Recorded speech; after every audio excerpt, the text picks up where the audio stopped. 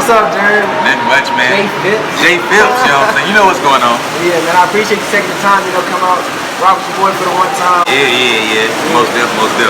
So I've been trying to really, just promote just growth and, education and things like that on my YouTube channel. I feel like you kind of gotta go to for that. Right. These days, we go way back, so it's not like let me hop on the JFips right, let me on the radio, let me hit up this line real quick. Right. We went through it. I got too many of those. I got too many new cousins. Too many new cousins. Yeah, but I mean, like I said, bro, I feel like you've had an amount of success. And when I define success, I mean, I see that you're doing what it is you really want to do with yourself. Right. I know you've been into like the radio thing for a while. You've been working on it even in high school with Mr. Bannister. You was on it. So like before it blew up, you saw the vision. Yeah. And I feel like a lot of people, they know what it is they want to do, but for whatever reason, it's something in between them and what it is they want to get to. You're young and you've already had that to a degree. Right. And I know it's it's only going to continue from here. Right. But while it's early on, I wanted to catch it and try and catch on some trends, some keys, trying to see where your mind is and maybe share that with people. Right. So I mean, when I first started off, many people don't have a support system. I don't have a support system either. Unfortunately, I didn't have my father in my life, but I have my mom. I've been wanting to do radio, man, since I was like 7 years old. So I grew up in the city or whatever. I grew up off Goodfellas in a street called Ferris. Right. So basically, I used to always get in trouble over there. So eventually, my mom just moved me out. So she moved me to the Ridden School here. You know what I'm saying? That's where we met. You know what I'm saying? So I attended Ridden Middle School. Where in 7th grade, I had this real deep voice. I don't know if you remember. I had like a real deep voice with her. So with me having that deep voice, people used to say all the time, man, you got this radio voice. You need to be on the radio. I'm like, man, that ain't me. What? You know what I'm saying? And I just start listening to like people like Ricky Smiley, Tom Joyner, you know what I'm saying? And I got a feel for it. Like I'm like, dang, you know what I'm saying? I like these people, they funny. I'm funny. Why not? Let's do it. So 8th grade came and I enrolled in a radio production class. Now previously to that, I used to like take trips, you know what I'm saying, to other cities and things like that. And I got a chance to go to a particular radio station in Chicago. It wasn't nothing major, it was a small radio station. But basically, that inspired me. So that was like the end of 8th grade year. That was like it. I don't want to say the station. I don't want to say the station name. You know what I'm saying? Right. But it was a smaller radio station. But when I was there and I started the jock and how he was doing this and that, how he was talking on the radio, how he was accepting calls, I'm like, oh, that's me. Put me on that. Sign me up. I need to do that. So when I took that trip and I saw that, it was a wrap. That's what I wanted to do. I always liked it, but I never think I can do it. Come on, Jeremy, you know what I'm saying? I had big teeth, a big head, and a low cut. It wasn't working for me, you know what I'm saying? So you must change. Right. So 9th grade came along, boom, I was on the radio, killed it. Best in radio production class. Killed it. I used to tell people all the time, like all my homeboys, like, man, I want to make it in radio. Everybody telling me I want to be a doctor, lawyer. I want to make it in radio. I had a high school teacher. I don't even know if I should say his name. Should I say his name? Is that legal? I don't know. I'm new to this, bro, so man, I'm going to say his name. I'm sorry to look at this on the fake. I had a high school teacher. His name was Mr. Fields. If I lie about this, I'm dying. Literally. It was a day in class. This is social studies class. It was a day in class. Literally, this happened to me. What happened? We were in class. Everyone was talking about the careers and stuff. Like doctors, lawyers. I want to go into business. All those things. I said radio. No BS. If it's 20 people in the classroom, 10 of them start laughing. Like just start laughing at me. Mr. Fields. There's something that no one really does. You really don't make any money in it. You know what I'm saying?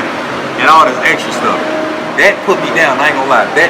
Like when he told me that, when I got that laughter, I'm not gonna lie, it put me down. Some people take that, you know what I'm saying, rearrange it, and they get confidence off that. Me, it put me down. Until I had a talk with with my pastor at church. When I had a talk with my pastor, he was basically like, man, don't listen to that, whatever the case may be. Got through with that, I wiped it off, got back on the train. Next year, I completely killed it. That's when I started doing radio announcing. So I used to be always on 89.5 The Wave. There was a Forest Valley It was a Pleasant Valley radio It station. was the actual radio station. Yeah, It's not just like at the school. Right. And then I was still on KRHS. You know what I'm saying? That was the radio station in high school. I contacted her. Name is Stacy Static. I don't know if y'all know or whatever. She's been on Radio 1 for like 10 years. So when I contacted her, basically she was just like, hey, you got it. You know what I'm saying? Do it. You got the voice. You know what I'm saying? You got the personality. And do it. Cool. I did it. I got in contact with her. I hooked up with some people at 104.1. They liked how it was or whatever. As soon as I went up there, as soon as I gave my air check and things like that, they was like, you in, you know what I'm saying? Basically, like, let's get you an internship. Let's see what we can do for you. Got the internship to make it easy. I got the job at Radio 1. Ever since then, it's just been complete grind. But it's just hard, you know what I'm saying? Like, having all those stepping stones. Like, I had so many stepping stones. Like, everybody hated on me. Like, the whole entire time. Like, I didn't have any my close friends wasn't my close friends. Like, they was frowning up. Especially when the money came. When I started getting rid of real money, that's when the hate like started like just coming from like everywhere. You know what I'm saying? And like I had to like distance myself from that. How did you keep that mentality? How did you deal with it? You know? After I talked to my pastor at church, he was a rapper. The first lady, his wife, her last words to me, like I never forget, was, I want you to be successful. No, she said, I want you to be successful, and then she said, you're gonna be successful. That was her last words. She died of cancer. Like 2 weeks later, straight died of cancer. That was her last words to me.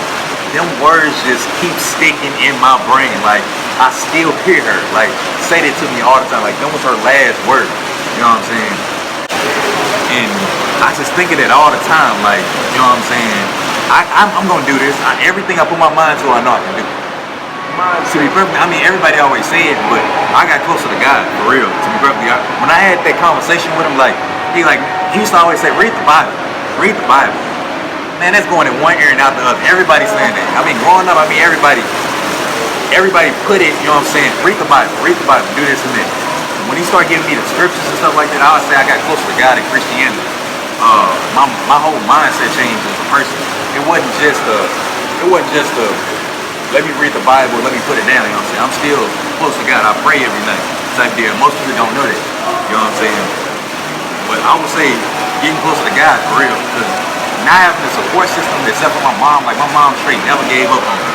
Like going in my mom's room and saying, Mama, I want to be on the radio. And her, we're poor. People say that all the time, we are poor. Me and my mom, we were poor. You know what I'm saying? So going in her room and her saying, okay, what do you need from me? Mom, I need a laptop. The rent due. But she buys me the laptop. And now the rent's late. Oh man. You know what I'm saying? It's like, man, I gotta do this.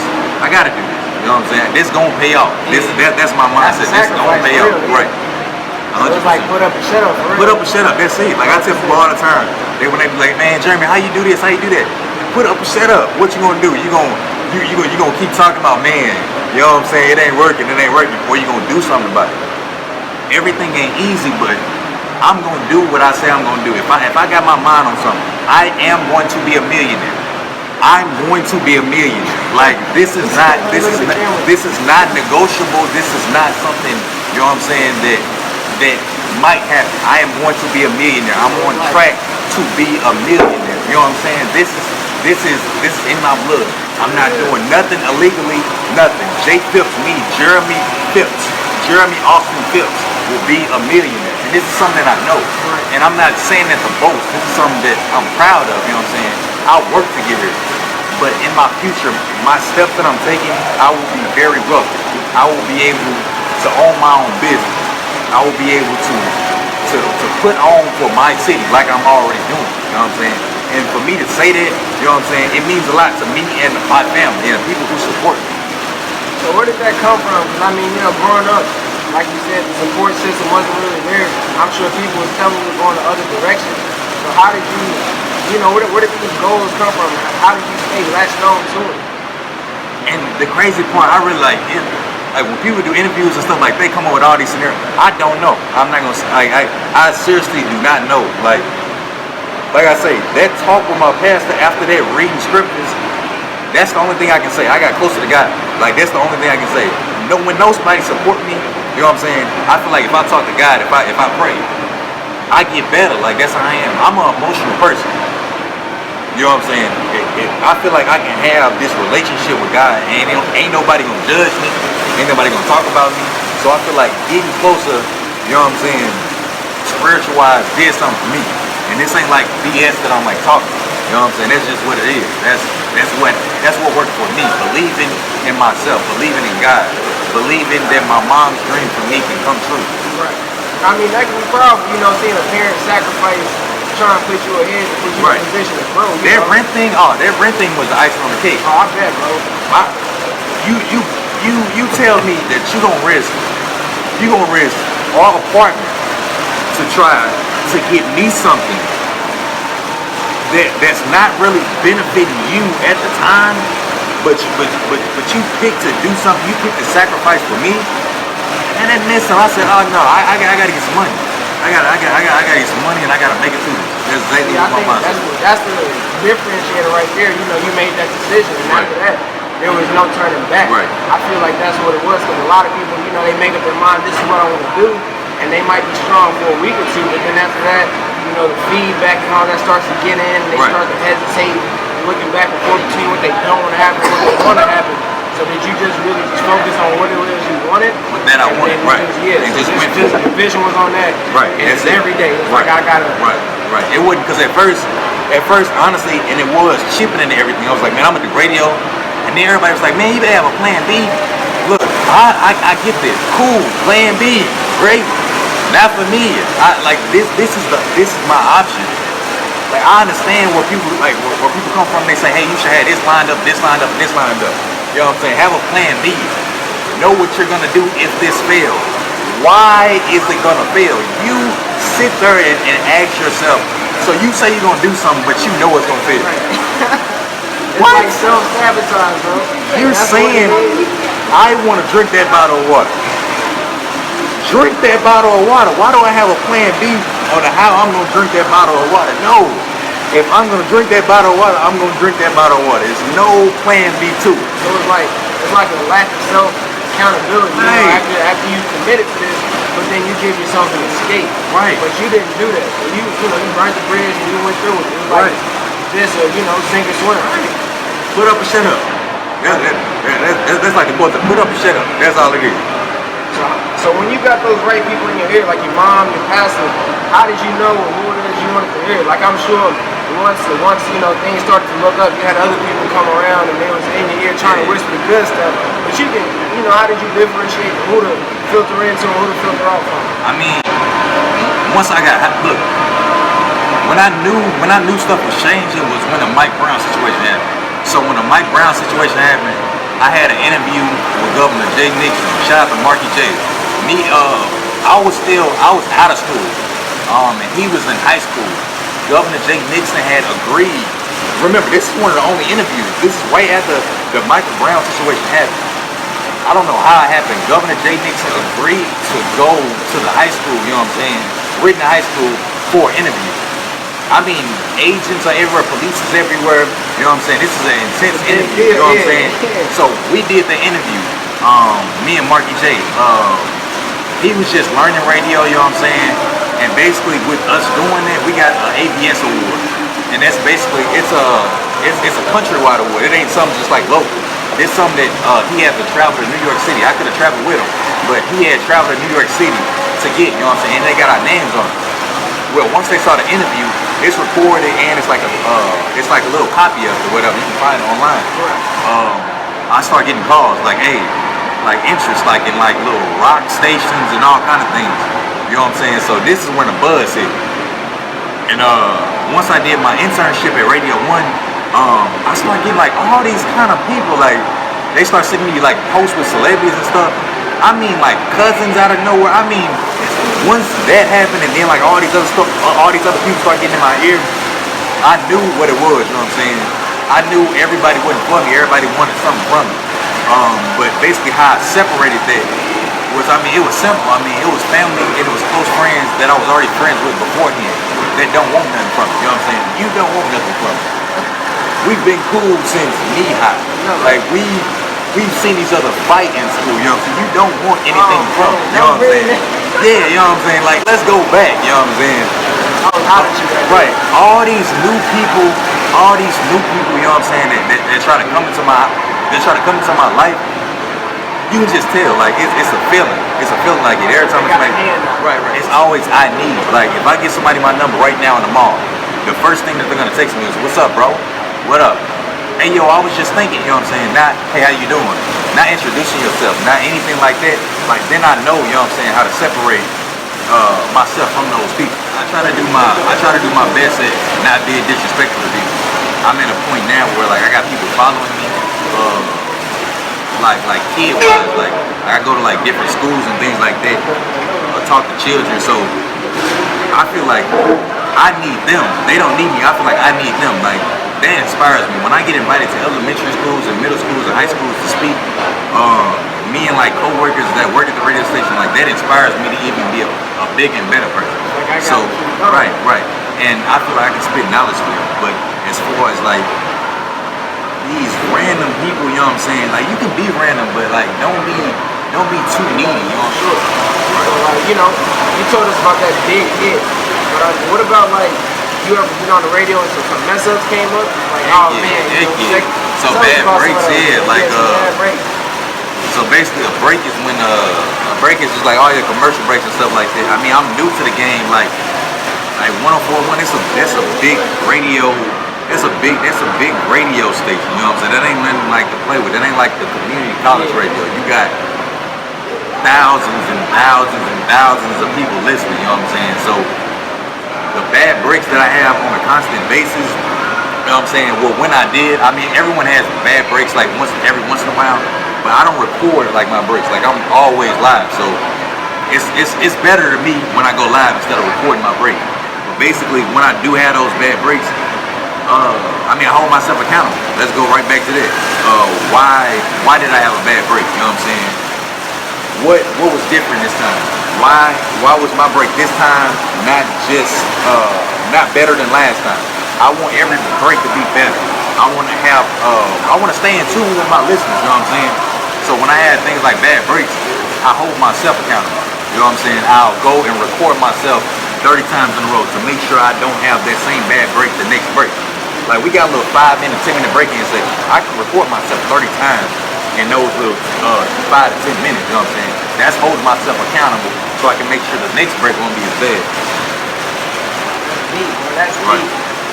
So, like, the people up there, is it still that mindset in you, or did you already have that just coming in? You know, like, just that hunger had you. Oh, that hunger, yeah. I can't be. I got that hunger. I'm trying to be the best. Most definitely. I want to be the best. I don't step on nobody's toes, but I want to get better for me and my family. My family is my support system, so I want to get better for my family. That's it, for real. Right there. I don't want to step on nobody's toes. I don't want to be like nobody. I am JFips. I am Jeremy Phipps. I don't want to be like nobody. I don't want to step on nobody's toes. I just want to be me and see my family. And I hope to see my family live a better life. That's deep, bro, man. I feel that. You know what it is that motivates you, and you use that accordingly to make sure that you know what you gotta do. Right. And you got that discipline as well to make sure that you're gonna fail. You're gonna fail. Right. But you got the proper mindset that, okay, I know I messed this up, but how do I use this to get forward instead of, like we said, focusing on what it is you don't run. Your focus is always on this and how do I get to this. And once you reach that point, you raise the bar. Like, since you got up on 4.1, you're gonna reach what's next. What we find on that? Man, I can't tell y'all. You can't tell? I can't tell. I got a lot of stuff coming up. But no, basically, my first commercial on TV, that's coming up shortly. So I got in but my first big commercial coming up shortly. So like, that's my next thing. Like voiceover or like? No, it's an actual commercial. I can't say no details, of course. That's fine. I just want to see my nationally, though. Nationally.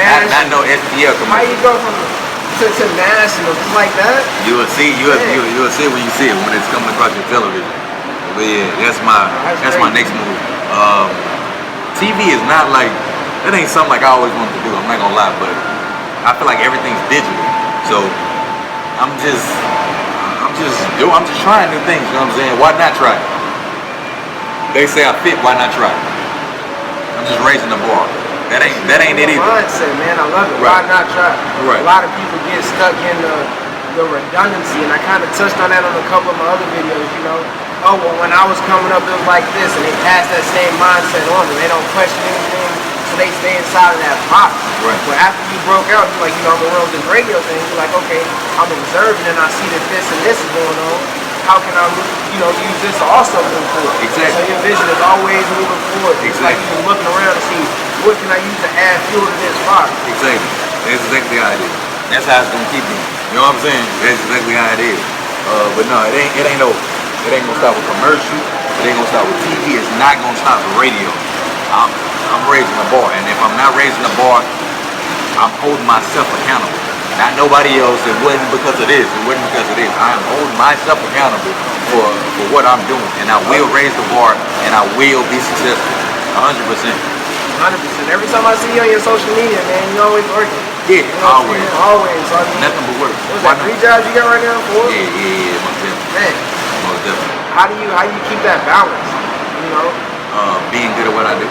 being good. Yeah. Ain't no job's gonna let you work this and work that. Try to do some TV, try to do some radio, try to do this, try to do that. And you know what I'm saying? I'm very good. I'm like the best, you know what I'm saying, at what I do. I try to be the best at what I do. You know what I'm saying? So they need me. I don't want it to be in a space where I need my job. They need me. This company needs me. You know what I'm saying? To stay there. So it's like when you were coming in, you know, you didn't have all these responsibilities at first. Did you master one before bringing in another ball to juggle? Yeah. Or was it kind of like, you know, I had these two and I focused on, you know, the radio and T-Mobile, or I got T-Mobile up and running to a point where then I could turn to the radio, or how does that go? When I was working for T-Mobile, I mean, that's different. I mean, when I was working, like, I was the best at this. Like, being a store manager, that's just natural. Just me being cool.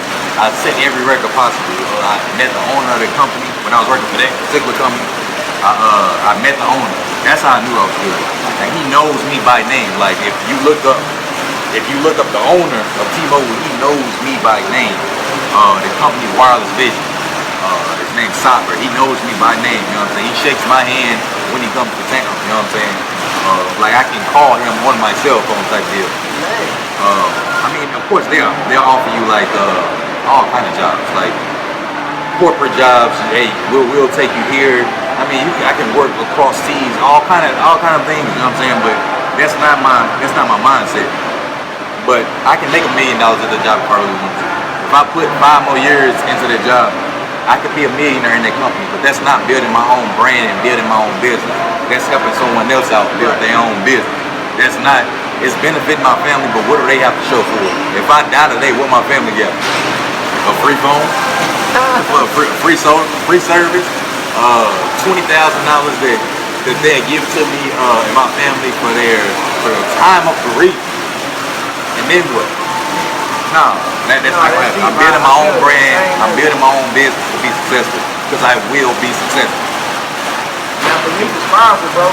I mean, I think we can touch on everything. I know they're closing up tomorrow, so I mean, I want to close this up. Any last, tips, anything for, people up and coming who are trying to, get their hustle and their motivation up? Yeah, most definitely. I mean, don't stop. Why stop? Why?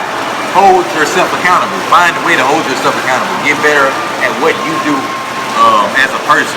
Find someone close to you, a family member, a close friend, to help you get better. Where I feel like it was a fault at was when I surrounded myself around negativity. I wanted to be negative, surrounding myself around certain people. You know what I'm saying? So when you break out of that stage, you know what I'm saying, I got better. So your surroundings, the people that you be around, really affect your success. To me, it does. That's all I got. That's deep, bro. Let them know where to find you on the social media. JFips, you know what I'm saying? At JFips. Nah, 2 P's on Snapchat, but I'm gonna change that. It's at JFips on everything. That's at JFIPS. You know what I'm saying? Follow me. I appreciate it. Hey, man, I appreciate you coming Yeah, over man. here. Yeah, appreciate that. Bro. Yeah. Sure, keep your head up, keep running. One.